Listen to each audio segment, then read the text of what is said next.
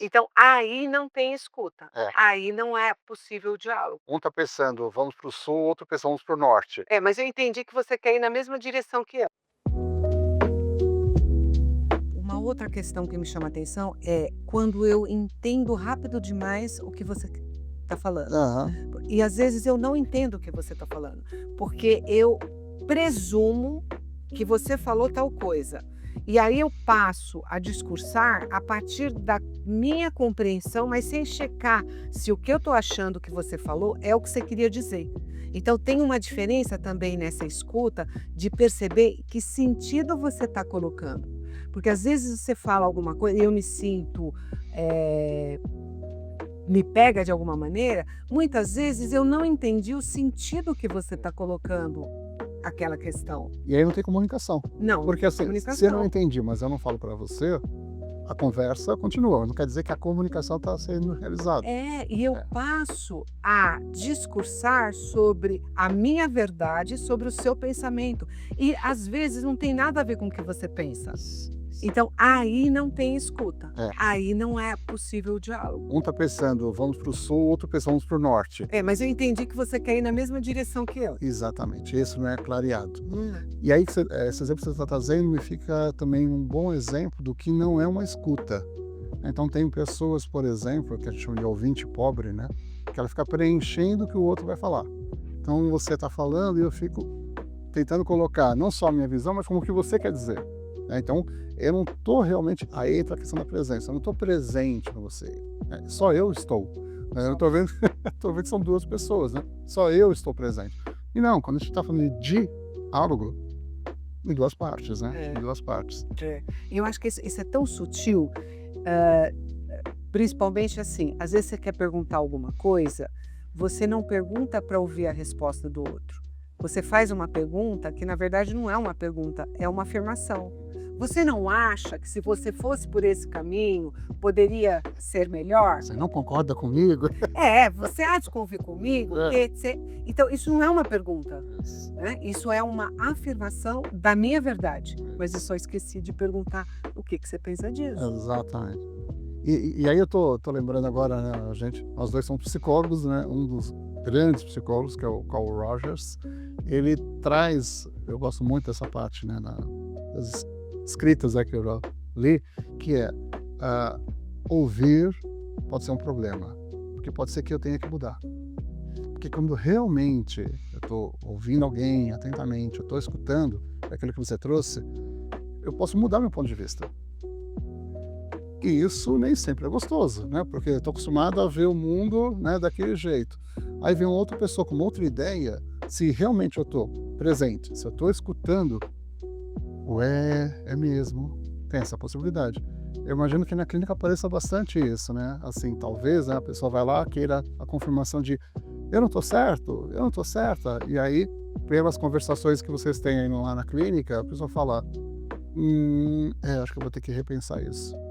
Tem que ter coragem, né, é um ato de coragem, Por isso escutar. que eu gosto de terapia de casal, porque, quando você vai na terapia individual, apesar de eu também faço terapia individual, mas o que eu gosto na terapia de casal é porque não tem só um, então você não está ouvindo uma visão sobre o casamento. Você tem que diante do casal, você tem que ouvir o mesmo tema sob perspectivas completamente diferentes. Então, é uma relação às vezes, né, a relação que um fala é completamente diferente de Interessante. como o outro enxerga. Eu estou pensando agora, né, e é uma pergunta que eu te faço, mas também trazendo para o espaço das organizações, mas primeiro conversar aqui do espaço na clínica. Então vai um casal, né, lá na tua clínica, 2 homens, 2 mulheres, homem e mulher. Eu acho que o que é o casamento para um pode não ser para o outro. Ao mesmo tempo, é o espaço da psicoterapia um espaço, digamos, abre aspas, "neutro", né. Porque no dia a dia a gente vai atuando, né, no dia a dia. Todo mundo vai trabalhando, vai estuda, vai para casa, e aí é importante ter um espaço que você vai deixa eu olhar esse tema. A terapia clínica, né, ela tem esse lugar também de ser uma pausa, digamos assim, na semana para a pessoa parar e pensar nos temas que estão incomodando? Tem essa função também? Muito, eu diria assim, não existe uma neutralidade, né, mas é um espaço para multiparcialidade, Uhum. né. Então, é um espaço reflexivo. A clínica que eu acredito, o diálogo que eu acredito, é aquele que nos faz refletir sobre as nossas questões, sobre o que o outro traz, sobre as questões que estão à volta e sobre os discursos sociais também, Uhum. né, aquilo que está à nossa volta. E como é que a gente então se mantém nisso, nessa qualidade de escuta? Como é que então, trazer isso para o contexto organizacional, diante do meu chefe? Isso, isso. Eu acho que tem um ponto, né, aí vem os estudos, né, que a gente, ao longo do tempo, vai tendo acesso, né. Um dos estudos que eu tive acesso foi que um bom gestor, ele é entendido como aquele que tem, né, uma pessoa que passa credibilidade, passa competência, honestidade, né, intelectual, honestidade de valores e uma capacidade de escuta.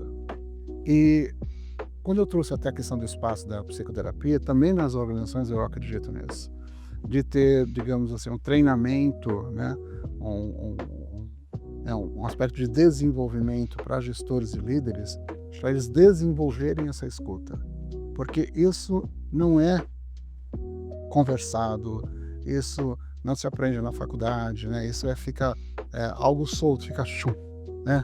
Como se a comunicação fosse algo natural. Acho que as pessoas têm muito essa ideia de comunicação como vai acontecendo, né? Vai acontecendo.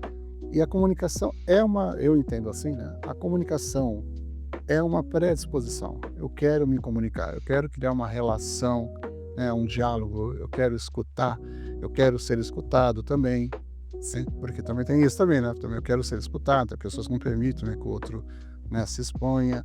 É, e aí acho que é um ponto interessante quando a gente fala em escuta, quando eu disse do espaço, né, em trabalhos que eu já fiz aí como consultor, eu busquei criar um espaço de escuta. Né? O que é criar um espaço de escuta? Não é uma sala, não é isso. É criar um espaço na agenda, né, em que as pessoas possam falar livremente, sem medo de represálias. Bom, aí é difícil, hein? Muito. Você está falando de uma qualidade, de um É. nível. Agora, dentro disso, está aparecendo muito na clínica, numa demanda individual, Ah. né? Que é pessoas super capacitadas que, diante de um chefe ou de um tutor, né? Às vezes a pessoa vai buscar uma mentoria. Sim. Então, buscar alguém que poderia ou deveria se preocupar com a ascensão da carreira do outro, né? Encontram pessoas o quê? Que se sentem ameaçadas. Então, não permite que aquela pessoa cresça, se expanda, porque está protegendo o próprio cargo, né? Pelo menos essa é uma preocupação que tem aparecido, né? A dificuldade de encontrar uma pessoa que realmente pense, ajude aquela pessoa a pensar na expansão de carreira. Isso é bastante interessante, que é o territorialismo, né? Então, assim, isso acontece com insegurança, né? E muitas vezes, porque também a pessoa, ela não se vê, né, numa progressão de carreira. Então, aí acontece também da pessoa se preservar e muitas vezes não abrir espaço para o outro, porque ela acha que vai perder aquele espaço. A gente volta para a questão da cultura organizacional. E a gente volta para o tema da justiça nas organizações. Aí, sem querer ser teórico, né, porque bastante livros sobre isso, né? Como nessa empresa, nesta cultura, os processos são decididos. Eu percebo qual é a qualidade, né, das decisões. É justo? O processo está claro? A decisão foi justa baseada em quê? Quais são os valores? Então, quando fala em justiça nas organizações, parece... E realmente tem, né, teses sobre isso.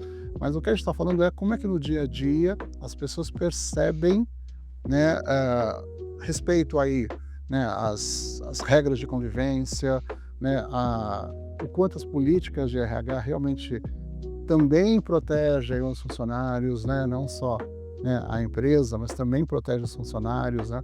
O RH no papel também também tem teoria sobre isso, né? O RH como defensor de funcionário, mas também atendendo a empresa. Então, a gente está falando de um campo de múltiplas forças. Eu imagino que também acontece isso lá na clínica, né? Eu penso, muitas vezes, né, acontece isso nas empresas, mas também na clínica acredito que aconteça, que a pessoa que vai buscar uma ajuda, seja o RH, ou seja a psicóloga, vai buscar para que ela seja confirmada, né, como ela estando certa, ou ela está sendo injustiçada, ou ela está sendo... Bom, e aí vai nas posições das pessoas. E aí, como você, né, tem visto isso, que o processo psicoterapêutico, às vezes, tem mudado isso. Como é que está acontecendo isso? Você tem algum exemplo, assim, de ver uma mudança para a pessoa, do jeito que ela vê a situação? Naquela pegada que a gente estava fazendo agora, né, conversando. Escutar é um perigo. Pode ser que eu mude de ideia. Pode ser que eu veja a situação de outra forma. E aí, como é que funciona, assim, eu vou fazer psicoterapia, poxa, eu pensei que eu fosse melhorar, eu tô vendo, eu trouxe mais um problema, no sentido Às vezes sim. A psicoterapia não é garantia que você vai receber afago, carinho, aplauso, né? Acho que esse é um ponto... Acho que na maioria das vezes você vai ter que rever seu posicionamento, né? As suas crenças, os seus valores, olhar para a sua trajetória, né? O que é que eu estou fazendo com a minha vida? Né? E essa reflexão, ela precisa ocorrer, não pode ser muito tardia, né?